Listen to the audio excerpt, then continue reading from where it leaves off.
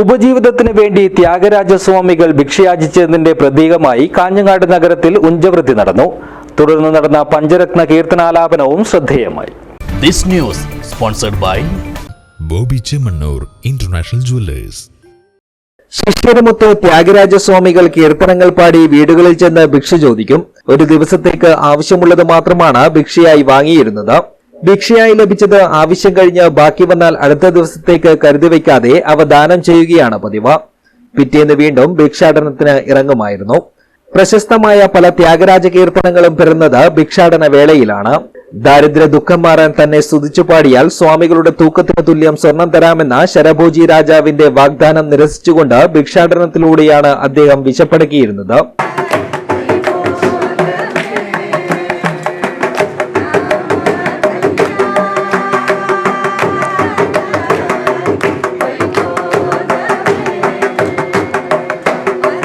ത്യാഗരാജ പുരന്ദരദാസ സ്മരണയിൽ കാഞ്ഞങ്ങാട് സദ്ഗുരു ത്യാഗബ്രഹ്മ സംഗീത സഭ നടത്തുന്ന സംഗീതോത്സവത്തിന്റെ ഭാഗമായാണ് എല്ലാ വർഷവും ഉഞ്ചവൃത്തി നടത്തുന്നത്.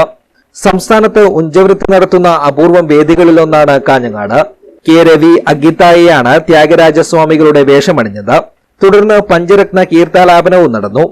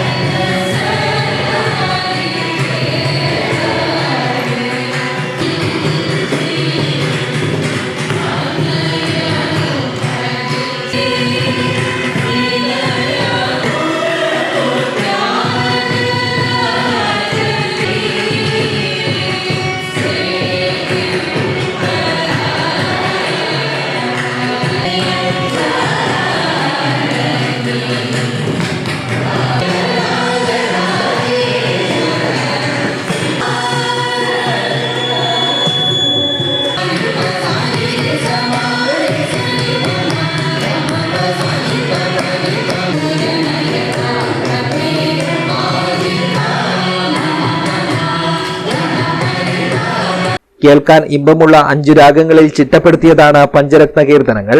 പ്രസിദ്ധമായ എന്തൊരോ മഹാനുഭാവുലു എന്ന ശ്രീരാഗ കീർത്തനം പഞ്ചരത്നത്തിൽ ഉൾപ്പെടുന്നു.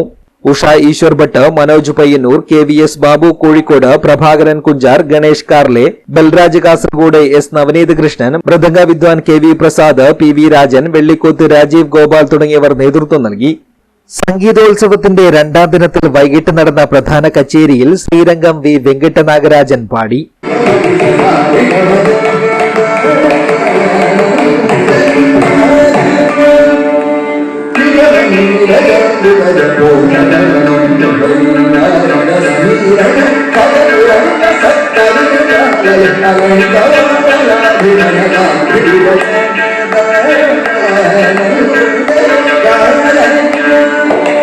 BK രഘു ബംഗളൂരു വയലിനിലും, അർജുൻ കുമാർ ബംഗളൂരു മൃദംഗത്തിലും, ബംഗളൂരു B രാജശേഖരൻ മോർസിംഗിലും പക്കമേളമൊരുക്കി.